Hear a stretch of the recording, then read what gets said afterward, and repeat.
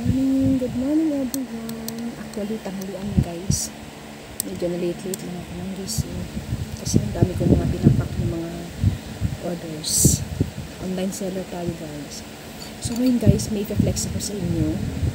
Since mahilig ako sa chicken feet, yung local na chicken feet na ginagawang parang adobo. So ngayon, may nagbigay sa akin ng chicken feet.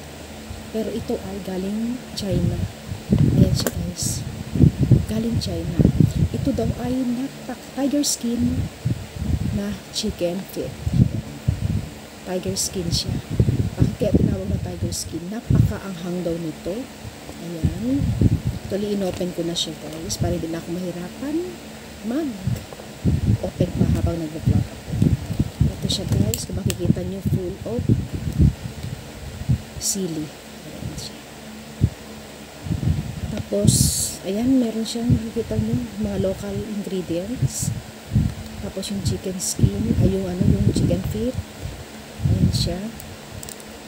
Tapos, meron siyang guys, meron siyang nalalasahan ko yung amoy ng amoy ng yung para siyang may something ng Chinese recipe. Yung parang may flour siya na flour, yung basta dried flour siya na kung madalas kayo sa mga Chinese restaurant, maamoy mo talaga siya. So ngayon, ininit ko to guys, hindi pwede siyang hindi intin, ha? Ayan siya guys. Ayan, ganyan siya. So ito, maganda daw ito, best for lugaw. So ngayon guys, ako ng lugaw dito para i-testing ko ba dito sa lugaw na binili ko. Binili ko tong lugaw na to guys. Hindi siya plain. Binili ko siya na with plenty of garlic and black pepper. Ayan siya. So try natin. Spoon natin siya guys, ha? First time ako makakain, na lang, gamitan natin ng fork. Kung gaano siya ayan. Liliit na siya ba? Ayan siya guys. So, chicken feet talaga. So, try ko muna itong dalawa. Kasi nalalasahan ko yung amoy ng anong flour ba yun guys? Nalalanghap ko talaga yung amoy nun eh. Limutan ko lang yung ginagamit sa mga Chinese recipe. So, tikman na natin.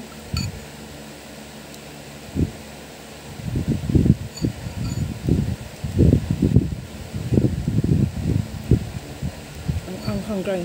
Grabe ang anghang. So, ito siya ha. Ayan siya. Sobrang anghang.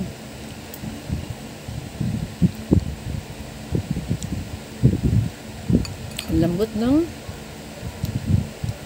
buto-buto.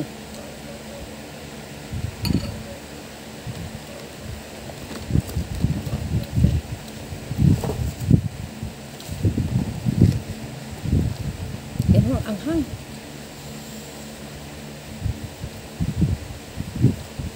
Dati ganun guys, ito pag mga Chinese yung ba nila, ang daming CD. Natin ito yan ha. Lagay ko sa lugaw.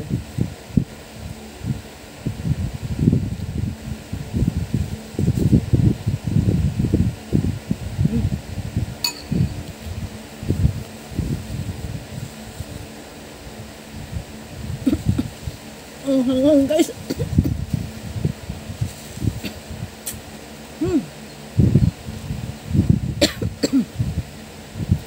Sobra.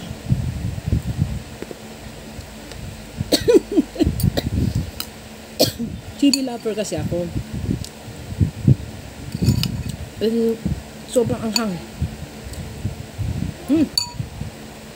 Maluluha ka talaga. Yung mga ingredients niya,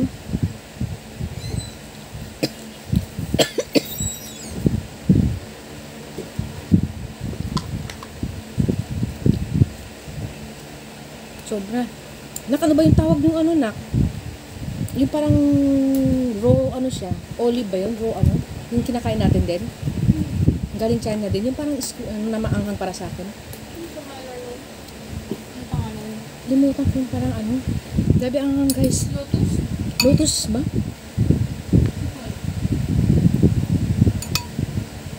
Lotus. Ramdam ko yung lasa. Hindi ka pwedeng kumain ng walang lugaw. Iyaano mo lang. Kainin mo lang siya ng ganyan, guys, na papapakin mo to. Hindi mo kaya. Ako yan, mahilig na ako sa sili, ha. Pero ramdam ko talaga yung ano, yung init. Yan siya, raw lotus nga, guys. Nararamdaman ko ano, lasa niya. Kaya best talaga siya sa lugaw. Kasi maanghang na siya. Tapos ang lambot-lambot ng chicken feet. Nakalagay kasi dito, tiger skin and chicken feet. Tiger skin? O baka yung itsura lang ano, ng chicken feet, parang tiger. Pero ang nalalasahan ko yung raw lotus talaga. Sobrang anghang.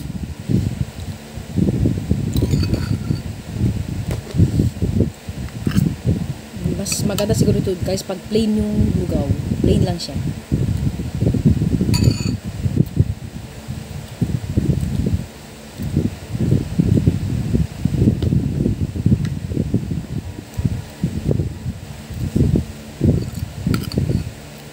Ayan pa siya, guys. So, may malaki pa. Teka.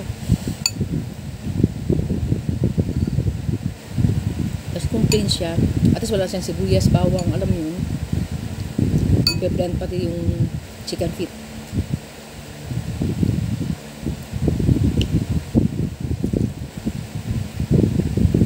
Sobrang lambot.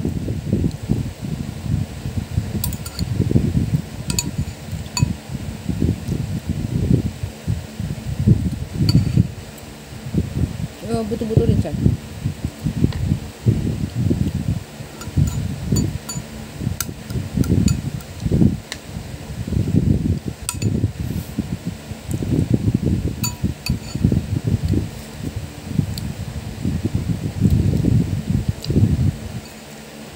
Hindi ko ito marirecommend sa mga taong hindi mahilig sa mga chili. Kailangan talaga chili lover ka. Ako nga chili lover na ako, guys, pero hindi ko kayang papakin na wala siyang lugaw.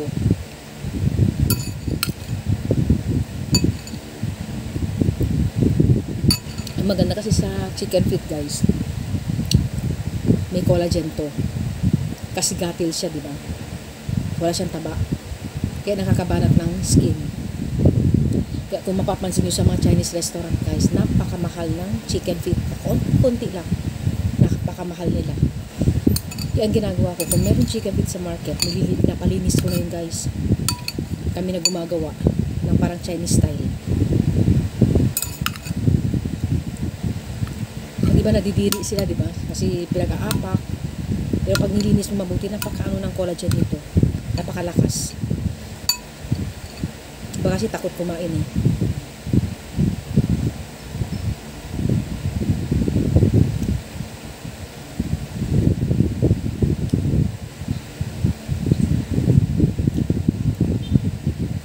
Bawat chicken feet.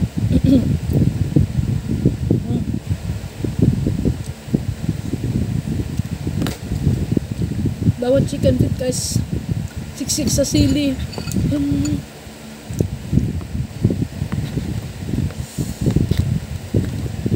Yan siya.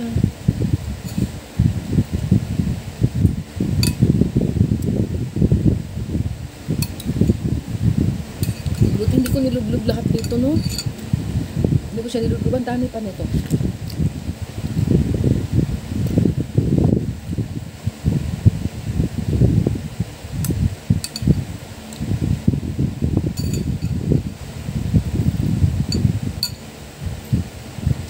Malalasahan nyo lang, guys. Hindi nyo kakayanin ubusin isang ganyan.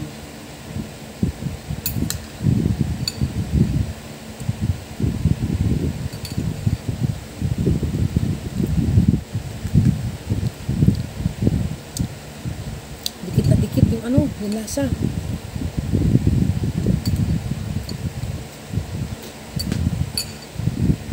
Kaya dati guys, yung sa office ko dati, pag mga Pasko, Chinese kasi yung ano ko eh, yung boss ko. Every Pasko, o kaya bagong taon, pumupunta kami sa mga Chinese restaurant. Hindi talaga mawawala ng chicken feet. Tapos tinuturuan niya rin kami paano kumain. Doon ako natuto guys, sa boss ko dati.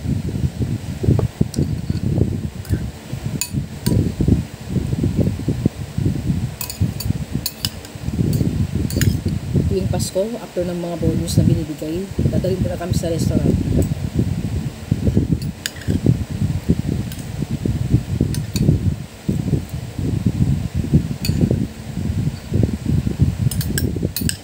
Ang tapang ng lotus na, amoy na amoy.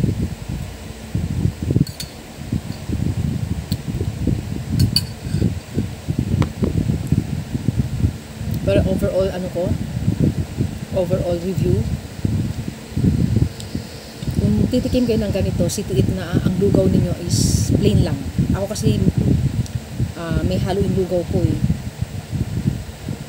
Kaya yung nilagay ko siya, nag-add pa siya sa anghang at saka sa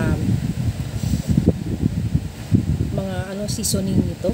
Kung plain siguro, tapos mainit parehas, hindi ako masyadong affected sa anghang niya. Pero guys, kung sa totoo lang, napaka ko sa sili. Pero yung natikman ko to, almost lahat ng Chinese product na natikman ko, ang tapang ng lotus na raw. Meron talaga silang nilalagay. Siguro isa na rin yung para sa mga sakit-sakit guys, no? Kasi ang mga Chinese kasi sa food na kinakain nila may medicine, karamihan. Kesa naman you will eat your medicine as food, di ba? Ganun. So ayan guys, na-flex ko na sa inyo kung gaano masarap, kaanghang at kakaiba ang timpla nitong ating Chinese chicken feet with tiger skin daw. Tiger skin and chicken feet. Ayan guys, kung makikita ninyo, meron talaga nakasulat. Okay guys, enjoy ko naman kahit medyo maanghang siya ng bongga. Ayan, hindi ko pa naubos guys, oh. Dito pa, marami pa. Thank you.